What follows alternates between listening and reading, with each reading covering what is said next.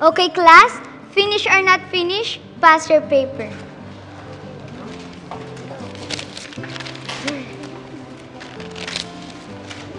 You're late, Mr. Kabobos. Ha?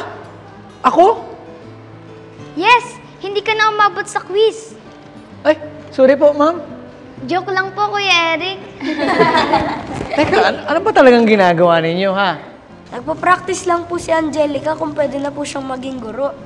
Opo, Kuya Eric, nagkukunwari lang po kami. Ako po yung teacher at sila naman po yung mga estudyante ko. Okay po ba?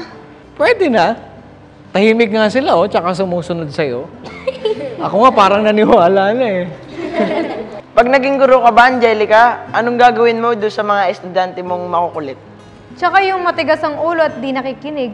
Pati na rin yung hindi nag-aaral. Hala, lagi bang may ganong estudyante? Ang hirap po, hindi ko po alam kung anong gagawin ko. Oo, Angelica. Possible na magkaroon ka ng ganong klaseng estudyante. Basta gawin mo lang yung tungkulin mo bilang guro, turuan mo sila at hikayatin mo na mag-aral ng mabuti. Ano-ano po ba yung mga tungkulin ng mga guro? Marami, MJ. Bilang guro, kailangan mong maturuan ng mga estudyante mo. Kailangan mong harapin ang lahat ng mga problemang nakapaloob sa pagtuturo mo. Pati na rin yung mga problema ng estudyante mo, kung bakit hindi sila nakakapasok at hindi nakakapag-aral ng mabuti. At kung naaalala nyo, yan ang pag-aaralan natin ngayon, di ba? Ay, oo nga po, Kuya Eric. Oo, kaya yan ang abangan ninyo mamaya. Pero sa kabila ng mga bagay na dapat nating tandaan para tayo ay maging uliran at maging mabuting guro, ay dapat tandaan natin yung batayan na sinasabi sa Biblia. Sa aklat ng Tito, basahin natin sa 2:7.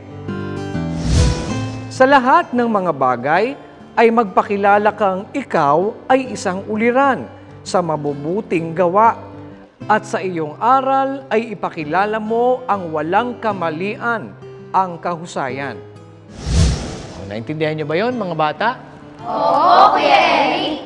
At yan ang ating talata para sa araw na ito.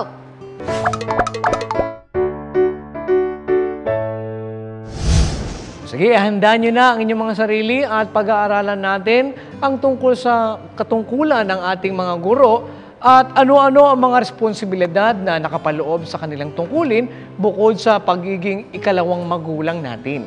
Lahat ng yan sa pagbabalik ng KNC Show! Recitation naman. Ulo.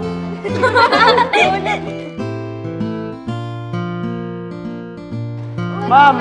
Ay, come on. Tama ka ba?